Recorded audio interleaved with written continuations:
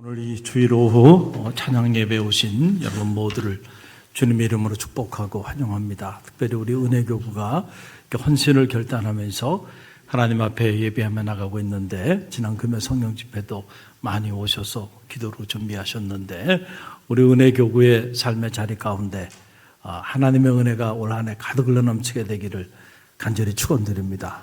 또 오늘도 우리 청장년들이 중심이 돼서 둘러스 찬양단으로 이렇게 섬겨주시는데 너무너무 고맙고, 또 제가 뒤에서 이렇게 찬양하는 모습을 보기만 해도 참 마음이 든든하고 주님이 얼마나 기뻐하실까, 이런 생각이 제 안에 이렇게 밀려왔어요. 오늘 아침에 일찍 저 발바닥 공원을 통해서 이렇게 교회로 걸어 나오는데 보니까 정말 봄을 이기는 겨울은 없구나, 그런 생각을 하게 됐어요. 보니까 가지마다 말이죠, 파릇파릇하게 새싹들이 쫙 나오면서 그렇게 앙상했던 가지에 새로운 새 창조의 역사들이 나타나는 모습을 보면서 정말 하나님의 이 창조의 신비는 놀랍다, 생명의 이 신비는 놀랍다 라고 하는 생각을 갖게 되었는데요. 우리 옆에 있는 성도들 바라보면서 이렇게 고백하며 인사했으면 좋겠어요. 봄을 이기는 겨울은 없습니다. 우리 옆 사람 바라보면서 봄을 이기는 겨울은 없습니다. 할렐루야. 우리가 아무리 힘들고 이런저런 일로 인하여 어려움 가운데 있다 할지라도요, 하나님의 생기, 하나님의 숨이 공급되어지면은 생명의 역사가 나타나는 거예요. 전혀 새로운 반전이 나타나는 거예요. 자, 말씀을 듣는 이 시간은 우리의 기도가 응답되어지는 순간이라고 제가 말씀드렸죠. 그러니까 여러분이 평소에 기도했던 그 기도의 제목이 응답되어지는 순간이 언제냐면 말씀을 듣는 시간이에요. 왜냐하면 하나님은 말씀을 통해서 우리 가운데 응답하시기 때문에 그래요. 또 하나 기억해야 되는 거, 말씀이 선포되어지는 이 시간은 하나님의 숨이 공급되어지는 시간이라고 제가 말씀드렸죠. 그래서 우리가 이 말씀을 들을 때에, 그때 저 에스겔 골짜기에 죽은 마른 뼈도 살아나게 되는 거예요. 왜냐하면 말씀을 통하여 하나님은 당신의 입술을 통하여 우리에게 생기를 불어넣어 주시고 숨을 불어넣어 주시면은 여호와의 위대한 군대가 나타나는 거예요. 그래서 피곤한 사람들은 말씀 앞으로 나오십시오. 회복되게 될 줄로 믿습니다. 육체의 질병으로 어려움을 당하는 이들도 말씀 앞으로 나오세요. 또 마음 상한 자들도 말씀 앞으로 나오세요. 그리고 여러분의 영이 가람 속에 사로잡혀 있어서 여러분의 영이 죽어진 사람들도 말씀 앞으로 나와보세요. 그럴 때 여러분의 영혼이 소생케 되는 역사가 나타나게 될 줄로 믿습니다. 오늘 이 다시 읽는 로마서 24번째 시간을 맞이하면서 우리가 믿음에 관한 이야기를 좀 하려고 그래요. 어떤 믿음이냐면 구원에 이르는 믿음. 우리가 신앙생활 하면서 우리는 모두 구원에 관심이 있어요. 저는 말하기는 여러분이 다 구원받은 성도가 되시기를 간절히 바랍니다. 왜냐하면 우리의 신앙생활의 궁극적인 목적은 결국 구원에 있습니다. 여러분이 평생을 신앙생활 했는데 구원받지 못한 그런 안타까운 삶의 자리에 던져진다고 한다면 그것만큼 정말 비참한 일이 없을 거예요. 그래서 저는 바라기는 갈릴리교회 모든 성도들이 결국 구원에 이르는 축복이 있게 되기를 간절히 바랍니다. 오늘 로마서 10장 9절로 10절 말씀에 우리가 어떤 믿음을 가지면 구원에 이를 수 있는가, 거기에 관한 비밀이 이곳에 담겨 있는데요. 새 번역으로 우리가 다시 한번 이 말씀을 함께 봉독하며 나갑니다. 당신이 예수를 주님으로 입으로 고백하고 하나님께서 그를 죽은 사람들 가운데서 살리신 것을 마음으로 믿으면 구원을 얻을 것입니다. 사람은 마음으로 믿어서 의에 이르고 입으로 고백해서 구원에 이르게 됩니다. 아멘. 무엇으로 구원을 받는다는 거예요? 믿음으로 구원을 받는다라고 하는 거예요. 여러분, 믿음으로 구원을 받는다라고 하는 이 외침은 16세기 루터가 종교개혁을 단행하면서 흔들었던 믿음의 깃발입니다. 솔라 피데스, 오직 믿음으로 라고 하는 이런 놀라운 영적인 깃발을 들고 종교 개혁의 역사를 이루어 나갔어요. 루터가 이렇게 타락한 로마 교황청을 상대로 개혁의 깃발을 들을 수 있었던 것은 하나님의 말씀, 그 말씀이 그의 삶의 자리 가운데 파고 들어왔기 때문인데, 이 루터가 종교개혁을 단행하면서 영적인 교과서로 사용했던 말씀이 로마서예요. 이 로마서의 말씀, 특별히 로마서 1장 17절의 말씀이 루터가 오직 믿음으로 라고 하는 이 엄청난 선언을 하게 된 계기가 됩니다. 우리 한번 읽어봅니다. 로마서 1장 17절, 복음에는 하나님의 의가 나타나서 믿음에 이르게 하니 이것은 성경에 기록된 바 의인은 믿음으로 말미암아 살 것이라 한 것과 같습니다. 자, 그랬어요. 오직 의인은 뭐로 말미암아 산다고요? 믿음으로 말미암아 산다라고 이렇게 얘기를 했어요. 자, 그런데 한국 교회를 돌아보면, 우리가 정직하게 한국 교회를 돌아보면 루터가 말했던 오직 믿음으로, 의인은 오직 믿음으로 말미암아 산다. 또 오늘 본문이 말하고 있는 마음으로 믿어 의에 이르고 입으로 시인하여 구원에 이른다라고 하는 이 믿음에 관한 이 말씀이 사실은 왜곡된 상태로 전해졌어요. 그래서 더 정직하게 말씀드리면, 과연 한국교회 성도들 중에 구원에 이르는 믿음을 가진 성도들이 얼마나 될까? 아마도 이런 말을 제가 전하면 여러분들은 충격을 받을 수 있을 거예요. 왜냐하면 사람은 누구나 자기는 다 구원받았다고 생각하며 살아가거든요. 그런데 우리가 말씀을 정직하게 묵상해 보면 정말로 구원받았을까라고 하는 부분은 다른 부분이 돼요. 저는 신학자로서 또 목회자로서 말씀 앞에 설 때마다 이 부분 앞에서 두려움이 밀려옵니다. 어떻게 섬겨야 할까? 어떻게 구원받은 성도의 삶의 자리로 저 양무리를 인도해야 할 것인가? 라고 하는 이런 영적인 과제 앞에서 언제나 두렵고 떨리는 마음을 갖게 된다라고 하는 그런 사실입니다. 우리는 흔히들 생각하기에 어떤 분들은 그렇게 말하더라고요. 개떡같이 믿어도 하나님은 찰떡같이 우리를 구원해 주실 거야. 그래, 여러분 다 구원받은 성도입니다. 여러분 듣기 얼마나 좋은 소리예요. 그래서 착각들을 해요. 정말로 우리가 다 구원받았는 줄 알아요. 우리 자녀들도 다 구원받았는 줄 알아요. 우리 갈릴리 교회가 통째로 다 구원받은 공동체인 줄 알아요. 그런데 말씀을 가만히 묵상하고 또 묵상해 보면, 구원받는 믿음, 구원에 이르는 믿음이라고 하는 것은, 이것은 우리가 생각하는 이 값싼 믿음하고는 차원이 다른 것이구나 라고 하는 것을 우리가 알게 됩니다. 내용이 전혀 없는 공허한 믿음, 당신의 그 구원받은 믿음의 내용이 뭡니까? 라고 물어본다고 한다면 여러분은 나의 믿음의 내용은 이것입니다 라고 여러분은 담대히 말할 수 있겠는가? 라고 하는 거예요. 흔히들 그냥 행함이 없는 그냥 값싼 믿음, 공적이나 어떤 의로운 행위가 아니고 그냥 나의 믿음으로 나는 구원받는 거야. 그러니까 내가 어떻게 살든지 그거는 상관할 거 없어. 여러분이 정말 그렇게 나간다고 한다면요, 구원파 사이비 이단 단체와 다를 게 뭐 있습니까? 그분들은 우리가 한번 구원받으면 우리가 어떤 삶을 살았든지 간에 하나님은 우리를 반드시 구원하시기 때문에 회개할 필요도 없고 내가 내 삶에 대해서 성찰할 필요도 없고 참여할 필요도 없고 마음껏 살아도 된다는 거예요. 정말 기독교의 경전인 성서는 구원에 대하여, 구원에 이르는 믿음에 대하여 그렇게 말하고 있는가 보면 아니에요. 그건 정말 잘못된 그런 믿음이에요.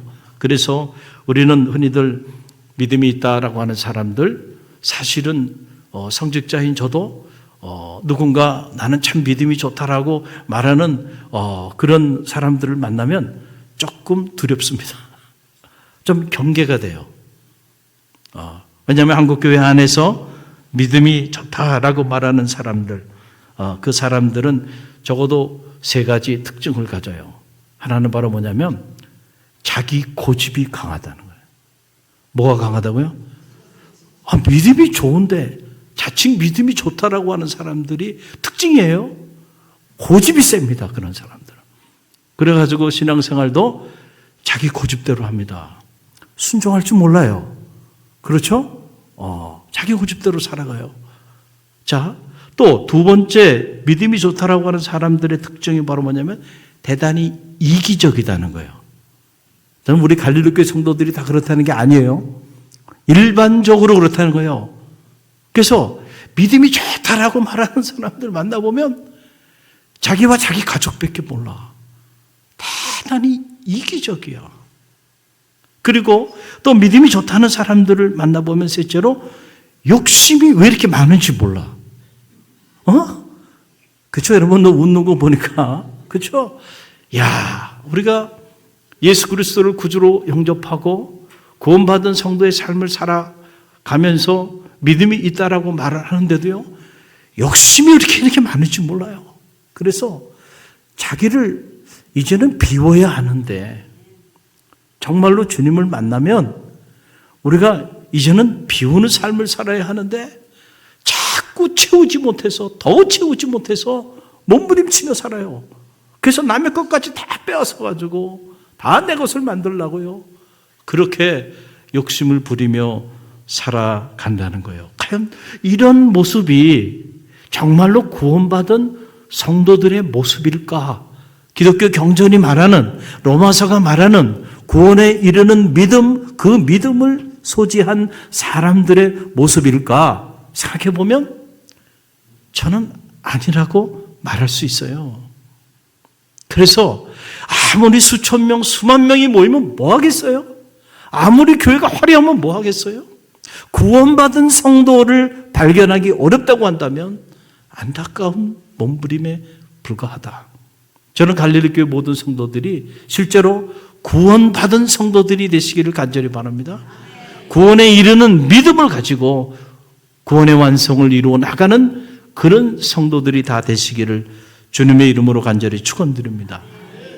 우리 감리교 목사님 중에 저희 선배 목사님이 되시는데 이주연 목사님이라고 있어요. 이분이 저 마포에 있는 산마루 교회 그 담임 목회자로 사역을 하시면서 저 평창에 산마루 예수 공동체를 운영하고 있어요. 그러면서 그곳에서 예수 공동체를 운영하면서 이분이 오랫동안 했던 사역이 바로 뭐냐면 이 노숙자 사역입니다. 그래서 지금 그 마포에 있는 산마루 교회도 1부 예배는 노숙자들을 위한 예배를 드리고 2부 예배는 또 일반인들을 위한 예배를 이렇게 드려요. 그러면 1부에 예배를 드리고 우리 나가면 노숙자분들이 냄새가 많이 나잖아요. 그래서 이제 2부에 이렇게 오게 되면 교회 냄새가 많아요. 그런데도요, 그 교회 성도님들은 그것 때문에 문제를 제기하지 않는다는 거예요. 이걸 사명으로 알고 그렇게 오랫동안 그런 사역을 해왔어요. 그리고 평창에 한 6만 평 정도 되는 그 임야를 개발해가지고 거기에 그 예수 공동체를 만들어서 사역을 함께 하고 계신데 이 공동체를 운영하면서 거기에 그 노숙자들도 그 공동체에 함께 와서 노동도 하고 같이 이제 생활을 이렇게 해요. 생활을 하는데 그 모토가 뭐냐면은 먹는 거는 음식은 80%만 먹고 몇 프로만 먹는다고요? 80%, 100% 먹으면 안 돼요. 그리고 120% 감사하기. 자, 어렵습니까? 80%만 먹고 감사는 몇 프로 해요? 120%. 그것을 모토로 해가지고 이렇게 사역을 하는데 이 녹사 생활을 오래 했던 분들은요, 그게 잘 안 된다는 거예요. 그게 왜 안 되냐 그랬더니 다른 것보다 식사 시간이 되면 밥을 이렇게 탑을 쌓듯이요. 그렇게 밥을 많이 드신다는 거예요. 그래서 그렇게 많이 안 먹어도 돼. 그런데도 그분들이 그게 안 된대. 그게 왜 그런가 봤더니 결핍 현상 때문에 그런다는 거예요. 왜냐하면 이분들이 오랜 동안 굶주린 생활을 많이 해서 그렇기 때문에 이 밥을 먹을 기회가 있으면은요, 이 사람들은 굶주렸던 그 경험들이 있어. 그래서 이렇게 많이 먹지 않아도 절대 굶주리지 않고 또 끼니가 되면 일용할 양식이 공급되는데도 불구하고 그리고는 밥을 그냥 탑처럼 싸가지고 그렇게 식사를 한다는 거예요. 여러분, 자, 우리가 믿음의 길을 걸어가면서도요, 실제로 우리에게 일용할 양식을 주시는 그 하나님을 실제로 믿지 않으면요, 우리도 이와 같은 결핍 현상에 사로잡혀 가지고요, 너무 많은 것들을 축적하려고 몸부림친다는 거예요. 물질도 너무 잉여의 많은 물질을 축적하려고 몸부림치는 거예요. 권력도 명예도. 그러다 보니까 말이죠, 어떻게 된 게 믿음이 있다고 말을 하는데 보면 남보다 더 욕심이 너무 많아요. 그래서 자기 것을 챙기고 자기 것을 축적하기 위해서 더 몸부림치는 그런 모습들을 본다는 거예요. 여러분, 우리에게 일용할 양식을 주시는 그 하나님을 찬미하고 실제로 오늘 내가 있음도 하나님의 은혜요, 내일 내 인생도 하나님이 책임져 주실 것이라고 하는 믿음이 있다고 한다면요, 우리는 그렇게 과하게 욕심 부리지 않고 살아도 괜찮아요. 할렐루야. 그런데 우리가 실제로 그 믿음이 없다 보니까 자꾸 더 많은 것을 가지려고 그래요. 더 많은 것을 누리려고 해요. 그게 해결되지 않는 그 결핍 현상에 사로잡혀 가지고요, 신앙생활을 하는데 믿음이 좋다고 말하는데도 언젠가 채워지지 않는 그 욕망에 사로잡혀 가지고 그렇게 허덕이면서 말이죠, 상대적 박달감과 상대적 빈곤을 느끼면서 감사할 줄 모르고 그렇게 인생을 살아가고 있다라고 하는 거예요. 자, 오늘 로마서 10장 짧은 2절의 말씀인데 이 2절의 말씀이 말하는 구원에 이르는 믿음, 정말 그 믿음은 어떤 믿음인가 우리가 한번 살펴보기를 원하는데요. 자, 첫째로 9절 말씀 상반절이에요. 함께 읽어봅니다. 당신이 예수를 주님으로 입으로 고백하고 그랬어요. 자, 구원에 이르는 믿음에 관한 말씀을 이 로마서가 지금 말하는 건데, 자, 어떤 믿음이 우리를 구원에 이르게 하냐면은 당신이, 여러분이 예수님을 주님으로 고백하는 믿음. 여러분, 이거는요, 우리가 생각하는 것만큼 그렇게 간단한 믿음이 아닙니다. 저는 여러분에게 한번 물어보겠어요. 실제로 여러분은 주님이 여러분의 인생의 주님이 되십니까? 아멘은 참 잘하시네.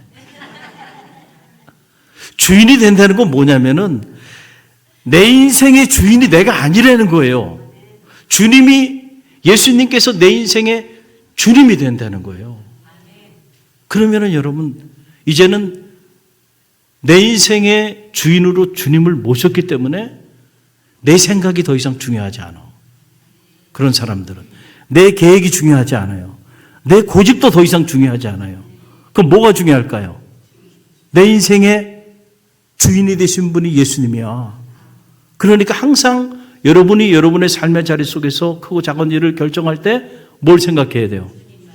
주님의 마음을 생각하고 주님의 생각에 관심을 갖고 주님의 의지와 나를 향한 주님의 계획은 어디에 있는지를 항상 묻고 그리고 그 주인을 섬기며 살아야 돼. 엄청난 변화입니다. 여러분의 가정에 예수님이 주인으로 모셔져 있습니까? 저는 여러분의 가정이 정말 예수님이 여러분의 가정의 주인으로 모셔 있다고 한다면 여러분의 가정엔 놀라운 일들이 일어날 거예요. 또 우리 갈릴리 교회가 어느 특정 개인의 교회가 아니고 이 교회가 정말 예수님을 우리 믿음의 공동체의 주인으로, 주님으로 모시는 그런 공동체라고 한다면 여러분, 우리가 행하는 모든 일들의 초점은 어디에 맞춰질까요? 주님께 맞춰지는 거예요. 여러분, 엊그제 성회 인도하고 가신 우리 그 재선 목사님이 페이스북에 이렇게 우리 사진하고 뭐 이런 걸 올리셨더라고요. 그러면서 거기 얘기하는데 뭐라고 얘기했냐면 주님이 그리신 교회와 가장 가까운 교회를 보고 왔습니다. 할렐루야. 우리는 초점을 주님께 맡겨야 돼요. 우리 초점이 자꾸 다른 곳에 가 있으면 안 돼. 그래서 우리 갈릴교회가 행복하고 평안하고 이렇게 하나된 교회로 나가는 이유는 저를 비롯해서 우리 각자가 주님께 초점을 맞추며 나가고 있기 때문에 그런 거예요. 그렇지 않고 각자 자기 자신에게 초점을 맞추기 시작하면요, 여러분 10사람이 모여도 생각이 다 달라요. 100사람, 200, 300, 저 어린아이에서 어린애들까지 생각이 다 달라요. 이런 아름다운 공동체를 이룰 수가 없는 거예요. 자, 구원에 이르는 믿음, 그 믿음은 예수님을 나의 주님으로 고백하는 믿음이에요. 저는 실제로 이 믿음이 여러분 가운데 있게 되기를 간절히 바랍니다. 그래서 이런 믿음을 가지고 사는 사람의 그 삶의 자리에는요, 예수 냄새가 나는 거예요. 예수 냄새가 나. 그치? 그래서 제가 목회자들 이렇게 만나도요, 죄송하지만 어느 목회자들은요, 교회도 크고 막 이런데 보면 예수 냄새가 나질 않아.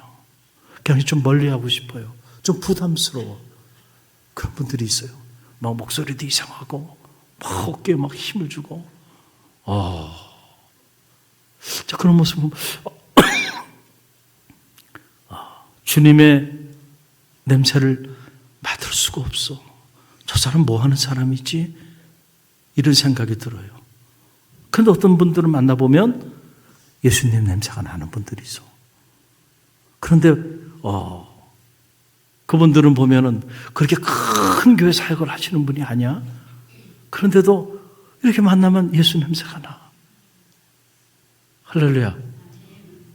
하나님 앞에 갈 때 하나님이 우리의 사역에 대한 평가는 그분이 하실 거예요. 너무 우리가 세속적 기준을 가지고 너무도 하나님의 말씀과는 다른 기준을 가지고 우리가 살아가고 있지 않은가, 이런 생각을 갖게 되는데, 정말로 예수님을 나의 인생의 주인으로, 주님으로 고백하는 사람들은요, 주님의 냄새가 나게 돼 있어요. 그래서 이 고린도 후서 2장 14절로 15절 말씀 보면 사도 바울이 이 사실을 이렇게 고백하고 있어요. 우리 함께 읽어봅니다. 그러나 하나님께 감사드립니다. 하나님은 우리를 언제나 그리스도 안에서 이기게 하시고 우리로 하여금 그리스도를 아는 지식을 어디에서나 풍기게 하십니다. 우리는 구원받은 사람들에게나 멸망하는 사람들에게나 하나님 앞에서 그리스도의 향기입니다. 아멘. 우린 누구더라고요? 그리스도의 향기. 우리 옆에 있는 성도들 한번 냄새를 한번 맡아보는 거예요. 향기 나, 한번 맡아보세요. 정말 냄새가 나는지. 그리스도의 향기가 나야 된다니까. 할렐루야. 갈릴리 교회는 향기가 많이 나요. 향기가 많이 나요. 오늘도 우리 김강섭 권사님하고 식사하면서 이렇게 얘기를 나누는데, 갈릴리 교회 너무 이렇게 분위기가 행복하고 좋아 보인다는 거예요. 오시는 분들마다 하시는 말씀이 그래요. 그게 향기입니다. 그죠? 다 보면 이렇게 행복해. 식사할 때 한번 이렇게 둘러보세요. 어린아이부터 어린애기까지 다 행복한 모습으로 이렇게 대화 나누면서 웃으면서 식사하는 모습들을 보면, 그게 바로 뭐예요? 예수의 향기입니다. 그냥 서로 싸우고 고소하고 투쟁하고 분쟁하고 교회가 크면 뭐 하겠어요? 그러고 있어. 여러분, 정말로 주님을 우리 인생의 주인으로 모신다고 한다면요, 우리 존재의 향기가 나오게 돼 있어요. 그래서 말을 하고 함께 커피를 마시고 식사를 하고 교제를 할 때마다 예수의 향기가 느껴지는 거예요. 아, 다르네. 이 사람 다르구나. 응? 그 사람이 구원받은 믿음을 가진 성도입니다. 누가 구원받았느냐? 물론 그 구원을 결정하시는 이는 하나님이세요. 하나님만 아시겠죠. 그러나 말씀에 근거해 보면 적어도 어떤 사람들이 구원받은 믿음을 가지고 살아가는지는 말씀을 통하여 우리가 알 수가 있다는 거예요. 향기가 있어야 돼. 그 다음에 두 번째, 오늘 9절 이 하반절을 우리가 이렇게 보면은 함께 읽겠습니다. 하나님께서 그를 죽은 사람들 가운데서 살리신 것을 마음으로 믿으면 구원을 얻을 것입니다. 그랬어요. 자, 보세요. 정리합니다. 이 한 절에 기가 막힌 말씀이 있는 거예요. 전반부, 이 9절 전반부는 뭐라고요? 예수님을 주님으로 고백하는 사람, 실제로. 자, 그 믿음을 가진 사람이 구원받은 믿음을 가진 사람이야. 그 다음에 이 하반절은 뭐예요? 하나님에 대한 믿음인데, 하나님이 죽은 자를, 자, 예수 그리스도를 죽은 자 가운데서 살리셨다는 사실을 마음으로 믿는 자. 할렐루야. 그 믿음이 우리를 구원에 이르게 한다는 거예요. 이게 바로 뭐냐면 부활 신앙이에요. 여러분, 이 부활 신앙이 여러분 가운데 실제하게 되기를 간절히 바랍니다. 하나님은 우리를 죽이기도 하시지만 살리기도 하실, 가난하게도 하실 수 있지만 부하게도 하실 수 있어요. 그리고 하나님은 저 수월에 우리를 내리기도 하실 수 있지만 거기서 올리기도 하시고, 우리를 낮추시기도 하시지만 높이기도 하실 수 있어요. 누구의 고백이에요? 한나의 고백이죠. 한나의 믿음이죠. 그의 아들 사무엘이, 우리 어머니는 이런 믿음을 가지고 기도했던 여인입니다 라고 사무엘서에서 기록으로 남겨버린 거 아닙니까? 자, 실제로 예수 그리스도를 죽은 자 가운데서 살리신 이가 하나님이심을 믿는 그 믿음이 우리로 하여금 구원에 이르게 한다는 거예요. 여러분, 의외로 많은 성도들이 믿음이 있다고 말은 하는데 실제로 이 믿음을 가진 사람들을 만나는 것은 생각만큼 그렇게 쉽지 않습니다. 그리고 우리가 실제로 이런 믿음을 갖는 일도 그렇게 간단하게 주어지는 믿음이 아닙니다. 우리가 이제 다음 시간에 어떻게 하면 구원에 이르는 믿음을 소유할 수 있을까? 거기에 대한 부분 다음 시간에 말씀을 드릴 거예요. 그러니까 다음 시간에 안 오면 누구 손해요? 여러분 손해요. 오늘은 구원에 이르는 믿음이 어떤 믿음인가를 여러분에게 설명을 해드리는 거예요. 여러분, 요한복음 11장에 보게 되면 나사로의 이야기가 있죠. 나사로가 어떤 질병에 걸렸는지 알지 못하지만 나사로가 죽을 병에 걸려서 시름시름 앓다가 결국 세상을 떠납니다. 마르다와 마리아가 주님께 사람을 보내서 빨리 우리 오라비가 지금 죽어가고 있으니까 빨리 와서 치유해 달라고 그렇게 사람을 보냈는데 어떻게 된 일인지 주님이 더디 오신 거예요. 주님이 오신다는 소리를 듣고 마르다가 쫓아나갔습니다. 마리아는 그냥 집에 있었다는 거예요. 왜냐하면 사랑하는 오라비가 세상을 떠났는데 이제 주님 오면 뭐 하겠어? 아마도 성경에 자세히 나와 있지 않지만은 그런 섭섭한 마음이 자리하고 있었을 거예요. 마르다도 마찬가지예요. 그러나 그래도 사랑하는 주님이 오신다고 하니까 그래도 주님을 맞으러 나간 거예요. 그 나가서 마르다가 뭐라고 얘기했냐면, 주님께서 여기 계셨으면 우리 오라비가 죽지 않았을 것입니다. 귀한 믿음이죠. 여러분, 지금 오라비가 세상을 떠났어요. 그런 상황에서도 마르다는 주님을 맞이하기 위해 뛰쳐나갑니다. 그리고 주님 앞에 주님이 여기 계셨다고 한다면, 조금만 일찍 오셨다고 한다면 우리 오라비는 죽지 않았을 것입니다. 저는 이 믿음도 큰 믿음이라고 생각합니다. 그렇죠? 그러자 주님께서 마르다에게 뭐라고 말하냐면은 내 오라비가 다시 살 것이다. 이렇게 말을 해요. 그랬더니 그때 그 소리를 듣고 말하다가 뭐라고 말하냐면, 저도 그것은 알고 있습니다. 마지막 때에 주님 재림주로 오실 때에, 그때에 모든 죽은 자들이 다시 부활하게 될 때, 그때 우리 오라비도 부활하게 될 것을 저도 알고 있습니다. 라고 그렇게 말을 해요. 그랬더니 주님께서 그 마르다에게 뭐라고 말씀하시냐면, 요한복음 11장 25절입니다. 함께 읽어봅니다. 예수께서 마르다에게 말씀하셨다. 나는 부활이요 생명이다. 나를 믿는 사람은 죽어도 살고 살아서 나를 믿는 사람은 영원히 죽지 아니할 것이다. 너는 이것을 믿느냐? 여러분은 이것을 믿습니까? 여러분, 마르다도 당시 아멘으로 대답했어요. 나는 부활이요 생명이니 나를 믿는 자는 죽어도 살고 살아서 나를 믿는 자는 영원히 죽지 아니할 것이다. 이것을 내가 믿느냐? 그랬더니 여러분처럼 마르다도 예, 제가 믿습니다 라고 고백해요. 그러자 주님께서 그 마르다를 데리고 실제로 나사렛 무덤가로 갑니다. 이 유대인의 무덤은 동굴로 되어 있거든요. 그래서 동굴 앞에 가서 주님께서 마르다에게 말합니다. 이 돌을 옮겨 놓아라 그래요. 그랬더니 그때 마르다가 뭐라고 하냐면, 주님, 우리 오라비가 돌아가신 지 벌써 나흘이나 되었나이다.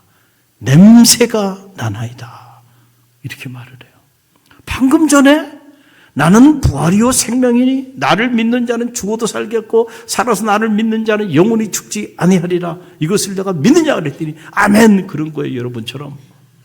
그런데 실제로 자기의 삶의 그 현실 가운데로 주님께서 나아가서, 자, 나사로가 죽은 자도 산다 그랬잖아요. 그런데 정말로 죽어서 나흘이 돼서 시신이 썩어서 냄새가 나는 무덤가로 데려가는 겁니다. 아마 마르다가 생각했을 거예요. 이게 뭐하는 일인가? 주님, 그만하셔야죠. 이미 시신이요 썩어서 냄새가 나고 있어요.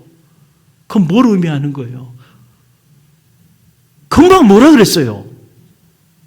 주님께서 나는 부활이요 생명이니 나를 믿는 자는 죽어도 살고 살아서 나를 믿는 자 영원히 죽지 아니하리라. 이것을 내가 믿느냐? 아멘이라고 얘기를 했는데, 그래? 그러면 가자. 그리고 나사렛 무덤가로 가서 돌을 옮겨 놓으라 그러니까 그때는 뭐라고 말해요? 냄새가 나나이다.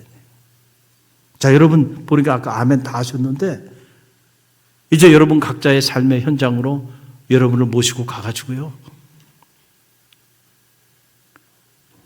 나사로의 무덤 같은 그 절망스러운 그런 삶의 문제 앞으로, 여러분의 인생의 그 문제 앞으로 나가서 돌을 옮겨 놓아라 라고 말했을 때, 그때도 여러분이 예, 알았습니다 하고 돌을 옮겨 놓겠는가 라고 하는 사실이에요. 아마도 여러분도 마르다처럼 시신이 썩어 냄새가 나나이다 그렇게 말하지 않을까. 그러니까 지금 마르다는 죽은 자도 살리신, 하나님은 죽은 자도 살리시는 능력을 가지고 계시다고 하는 그 사실을 실제로 믿었어요, 안 믿었어요? 안 믿은 거야. 말씀을 들을 때는 그 믿음이 있는 줄 알았어요. 그런데 실제로 나의 절박한 절망적인 삶의 상황 가운데 나아가 보니까 그 믿음이 작동이 안 되네. 작동이 안 돼. 돌을 옮겨 놓아라 그러니까 작동이 안 돼. 이래서 안 되고 저래서 불가능하고 이래서 냄새가 나고 저래서 냄새가 나고 우리는 할 수 없습니다. 우리는 가진 예산도 없고요, 이 일을 할 만한 사람도 없고요, 이런저런 경제적인 문제, 이런저런 문제들 때문에 우리는 할 수 없습니다. 냄새가 나나이다. 냄새가 나나이다. 냄새가 나나이다. 만약에 우리가 그러고 살아가고 있다고 한다면, 적어도 로마서 10장에 근거해 본다고 한다면 여러분의 그 믿음은 여러분을 구원의 길로 인도하지 못할 겁니다. 우리는 믿음이 있다고 생각하는데 그 믿음이 정말 나사로의 무덤 앞에서도 돌을 옮겨 놓으라고 하는 주님의 말씀 앞에서도 작동되는 믿음인가? 실제로 죽은 자도 살리시는 이가 누구라고요? 하나님. 그 하나님에 대한 그 믿음이 여러분을 구원에 이르게 한다는 거예요. 그 믿음이 있냐라고 하는 사실이에요. 평소에는 믿음이 다 좋은 것 같아요. 그런데 가정에 문제가 생겨요. 자녀의 문제가 생겨요. 자, 사업이 잘 될 때는 믿음이 있는 것 같아요. 근데 사업이 어려워져. 또 뭔가 자녀들이 다 일이 척척척 잘 될 때는 믿음이 있는 사람처럼 보여. 그런데 어떻게 된 일인지 자녀들에게도 어려움이 닥쳐요. 그때는 한순간에 전혀 믿음이 없는 사람처럼 실족합니다. 낙담해요. 좌절하고 절망해요. 그리고 기도의 자리, 말씀의 자리, 이 예배 자리를 떠납니다. 어떻게 그런 믿음이 구원에 이룰 수 있겠는가? 구원에 이르는 믿음이 아니라는 거예요. 그 믿음은. 할렐루야. 오늘 이 로마서가 우리에게 주는 메시지가 이거예요. 그래서 요한복음 11장 40절 말씀에서 주님이 뭐라고 말씀하세요? 마르다를 향해서 함께 읽어봅니다. 예수께서 이르시되 내 말이 내가 믿으면 하나님의 영광을 보리라 하지 아니하였느냐 하시니 그랬어요. 내 말을 내가 믿으면, 방금 전에 주님께서 하셨던 나는 부활이요 생명이니 나를 믿는 자는 어떻게 해요? 죽어도 살겠고 살아서 나를 믿는 자는 영원히 죽지 아니하리라. 할렐루야. 이것을 정말로 믿어? 정말로 이것을 믿는다고 한다면 하나님의 영광을 보리라 하지 않았느냐? 마르다야, 왜 이 오라비의 현실 앞에서는 너의 그 믿음이 무너지는 거야? 그 믿음이 어디 있어? 그러면서 책망하시는 거예요. 그제서야 마리아가 정신이 번쩍 든 거예요. 그리고는 마리아가 돌을 옮겨놓을 때 죽었던 나사로가 살아나는 기적이 나타나게 된 거예요. 구원에 이르는 믿음입니다.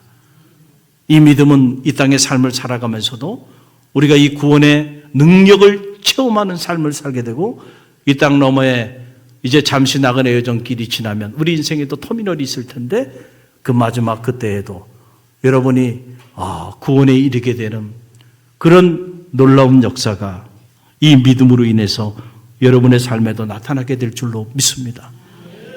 자, 마지막으로 오늘 10절 말씀 보면 구원에 이르는 믿음이 어디까지 나가야 되는지 보여주고 있는데 함께 읽어봅니다. 사람은 마음으로 믿어 의에 이르고 입으로 고백해서 구원에 이르게 됩니다. 그랬어요. 자, 마음으로 믿어 의에 이른다는 거예요. 자, 마음으로 무엇을 믿는다는 거예요? 저를 보세요. 정리합니다. 마음으로 무엇을 믿어요? 첫째는 예수님에 대한 신앙 고백이에요. 예수님을 내 인생의 주님으로 고백하는 거. 고백하는 믿음. 자, 마음으로 여러분이 예수님을 여러분의 인생의 주님으로 어떻게 해요? 모시는 믿음이에요. 그 다음에 둘째는 하나님에 대한 믿음인데, 자, 죽은 자도 살리신 하나님께서 그를 죽은 자도 살리셨다는 이 사실을 실제로 믿는 믿음. 뭐래요? 마음으로 믿는 그 믿음이 여러분을 의롭게 만든다는 거예요. 이걸 칭의라고 말해요. 우리는 다 연약해요. 우리 스스로 구원에 이를 수가 없어요. 그럼에도 불구하고 우리가 정말로 주님을 내 인생의 주님으로 모시고 하나님이 정말로 죽은 자도 살리시는 능력이 있는 그런 분이심을 실제로 믿는다고 한다면 우리는 연약하고 나약하지만 그 믿음이 의로운 믿음, 의롭게 우리의 존재를 바꿔 놓게 만들어버린다. 이걸 칭의, justification이라고 하는 거예요. 저는 여러분들이 다 이 의인의 반열에 이르게 되는 축복이 있게 되기를 간절히 바랍니다. 그러기 위해서 이 두 믿음을 가져야 돼요. 그리고 구원에 이르는 믿음은 여기서 완성되지 않고요. 자, 이렇게 마음으로 믿어 의에 이르고 입으로 시인하여 무엇에 이른다고요? 구원에 이른다는 거예요. 입으로 시인한다, 선포하다, 전하다, 또 증언하다라고 하는 그런 말씀이에요. 자, 우리가 예수님을 우리 인생의 주인으로 모셨어요. 그리고 하나님은 죽은 자 가운데서도 살리시는 그런 부활의 능력이 있음을 우리가 믿고 고백하며 나가게 되었어요. 그래서 우리가 이제는 죄인이 아니고 의롭게 된 의인이 됐어요. 그런 사람들의 입술에는요, 복음이 선포되게 되어 있다는 거예요. 할렐루야.